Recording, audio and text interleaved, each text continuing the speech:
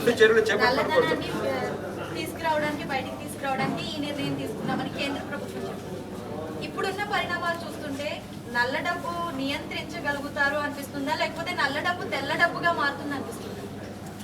అనిపించడం అక్కర్లా. 13 లక్షల కోట్ల రూపాయలు బ్యాంకుల్లో చేరిందంటే అర్థం ఏంటి?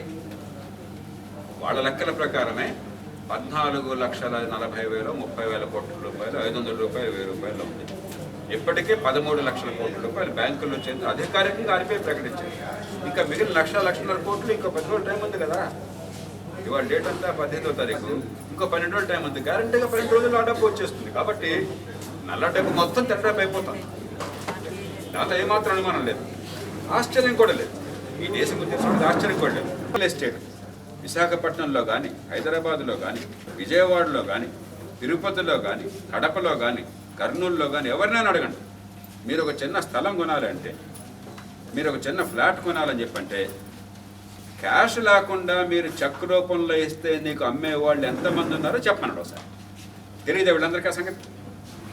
సరే, ప్రజల మీద పన్నుల భారం పెరగకుండా, ప్రభుత్వానికి ఆదాయం తగ్గకుండా, ఈ నల్ల డబ్బు తెల్ల డబ్బు అయ్యేట్టుగా వాల్యూ పెంచి, మీరు క్యాపిటల్ గెయిన్స్ ట్యాక్స్ తగ్గించి, మీరు ఈ స్టాంప్ డ్యూటీ తగ్గించి, మీరు ఇక చెక్కుల రూపంలో హాయిగా ఇచ్చుకోవచ్చాయా, నల్ల డబ్బు క్యాష్ రూపంలో అక్కరని చెప్పినాక నూరు రావట్లేదండి. ఆ పని చేయడానికి ఏంటి కష్టం మీకు? ప్రభుత్వానికి పన్నులు తగ్గవు, ప్రజలకి పన్నులు పెరగవు, నల్ల డబ్బు తెల్ల డబ్బు అవుతుంది. ఇంతవరకు ఒక్క మాట దాని గురించి మాట్లాడారా? నల్ల డబ్బు అత్యధికంగా పోయేది రియల్ ఎస్టేట్లో, అందరికీ తెలుసది. మధ్యతరగతి కుటుంబం ఒక సాఫ్ట్వేర్ కంపెనీలో మరో చోట చేసేవాడు. మధ్యతరగతి కుటుంబం వాడు ఒక ఫ్లాట్ కొనుక్కోవాలంటే ఎంత క్యాష్ ఇస్తున్నారో మనకు తెలియట్లేదా? ఎవరినైనా అడగండి మీరు. అలాగే రెండోది, ఈ నవంబర్ 8 ప్రకటన ముందు కానీ తర్వాత కానీ గవర్నమెంట్ ఆఫీస్కి వెళ్తే లంచం లేకుండా పని జరుగుతుంది ఒక్కరోజు అక్కడ. మరి దానికైనా సర్వీస్ గ్యారెంటీ చట్టం తీసుకొచ్చి లంచాలు లేకుండా కనీసం కొన్ని పనులన్నా వేగంగా జరిగి ఏర్పాటు చేయడానికి ఏంటి మీకు ఎప్పుడో వచ్చింది? దానికోసం చట్టం చాలా కాల క్రితం తయారు చేసి కూర్చొని ఉంది. దాన్ని కూడా పక్కన పెట్టారా మీరు? రాష్ట్రంలో లేదు, కేంద్రంలో లేదు. నవంబర్ 8 తర్వాత కూడా ఏ గవర్నమెంట్ ఆఫీసర్ అయినా సరే నాకు పట్టాదారు పాస్ పుస్తకం కావాలంటే లంచం లేకుండా ఇచ్చిన సందర్భం ఒకటి చెప్పమని నేను ఛాలెంజ్ చేస్తున్నాను.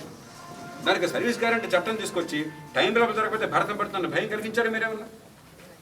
అవినీతి పరులందరూ కూడా భయంకర అవినీతి ఎవరి దగ్గర ఉందో అందరికీ తెలుసు.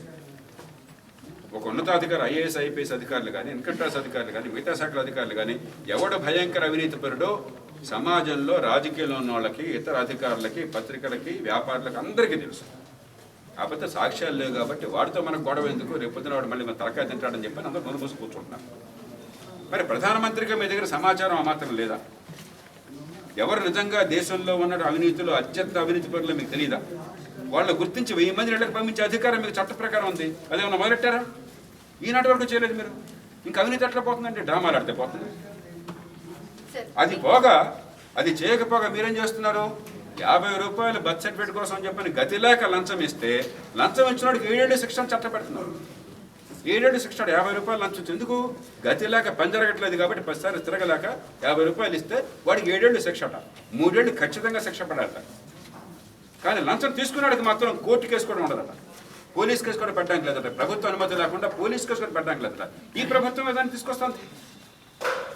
మన పార్లమెంట్ నడిస్తే ఇప్పటికి చట్టం అయిపోయి ఉండేది. మేము గట్టిగా అడ్డుపడకపోతే ఇప్పటి చట్టం అయిపోయింది.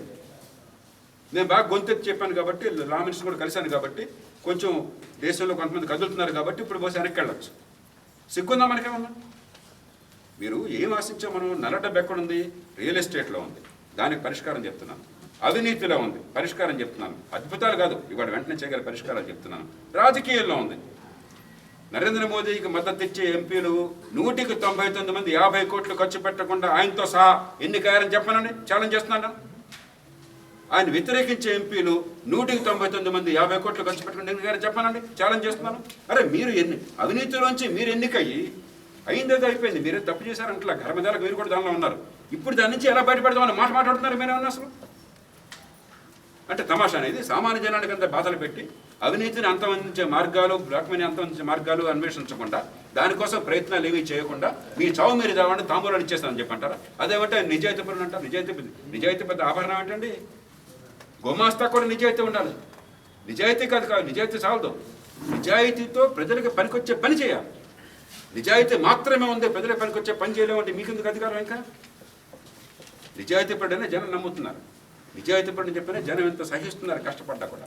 నిజాయితీపరుడని చెప్పి అలాంటి వాడు మద్దతు ఇచ్చారు, మద్దతు ఇస్తున్నారు, మంచి చేస్తారని. కానీ నిజాయితీపరుడు మంచి జరుగుతున్న ఆస్తో కానీ పిచ్చి పిచ్చిగా చేస్తామంటే కాదు. ఇప్పటికైనా నేను చెప్తోంది, దయచేసి ప్రజలకు ఉన్న అసౌకర్యాన్ని తొలగించండి. 2 పోయిన బాణం విడిచేశారు, జరిగిందే జరిగిపోయింది. నల్ల డబ్బుకి నుంచి రాకుండా 3 నిర్దిష్టమైన పరిష్కారాలు చెప్తున్నాను. రియల్ ఎస్టేట్లో ఏం చేయాలి, అవినీతి విషయంలో ఏం చేయాలి, ఎన్నికల్లో ఓట్లు ఖర్చు లేకుండా, ఓట్లు కొనుగోలు లేకుండా 50 కోట్లు 10 కోట్లు ఖర్చు పెట్టకుండా నెగ్గేందుకు ఏం చేయాలి, నిర్దిష్టమైన పరిష్కారాలు ఉన్నాయి. కొన్నైనా మొదలెట్టండి. ఎలక్షన్ రాజకీయం తర్వాత చూద్దాం. అవినీతిని మీకు ఈ రియల్ ఎస్టేట్ ఈ మాత్రం చేయలేరా మీరు? ఇవి కూడా చెప్పితే మీకు ఇంకా అధికారం ఎందుకండి, ప్రజల మద్దతు ఎందుకు? సార్ అలాగే కేంద్ర ప్రభుత్వం 500, 1000 రూపాయలు పెద్ద నోట్లు రద్దు చేసామని చెప్తుంది. కానీ ఇప్పుడు అంతకన్నా పెద్ద నోటు 2000 రూపాయల నోట్ రిలీజ్ చేసింది. సో దీనివల్ల నల్లధనం ఇంకా పెరుగుతుంది అనుకుంటున్నారా, లేకపోతే ఈ 2000 రూపాయల నోట్ వల్ల సామాన్యునికి ఏమన్నా ఉపకారం ఉండే అవకాశం ఉందా? మీ ప్రశ్నలోనే సమాధానం ఏమైందంటే, దీన్ని కూడా దురుద్దేశాన్ని ఆపాదించుకున్నాను. నరేంద్ర మోదీ అవినీతి పరుడని చెప్పని మరి కొందరు మూర్ఖులు అనొచ్చుగా, నేను ఆ మాట అంటాను. నేను చెప్పేది మీ నీతి ఉంటే చాలదు, ఇంకిత జ్ఞానం కావాలి, ముందు చూపు కావాలి, లోతైన ఆలోచన కావాలి, విధానాల పట్ల అవగాహన కావాలి అంటున్నారు. ఎందుకు వచ్చింది సమస్య? ముందుగానే మీరు ఏ నోట్లయితే చల్లవంటున్నారో అన్ని నోట్లు కొత్తగా మీరు ప్రింట్ చేసి రెడీగా ఉంచకుండా హడావిడిగా ఆర్భాటం చేసేసరికి పెద్ద వాల్యూ కరెన్సీ అయితే తక్కువ నోట్లు ప్రింట్ చేసినా కూడా కొంత దెబ్బ వెళ్ళిపోయినట్టు ఉంటుంది.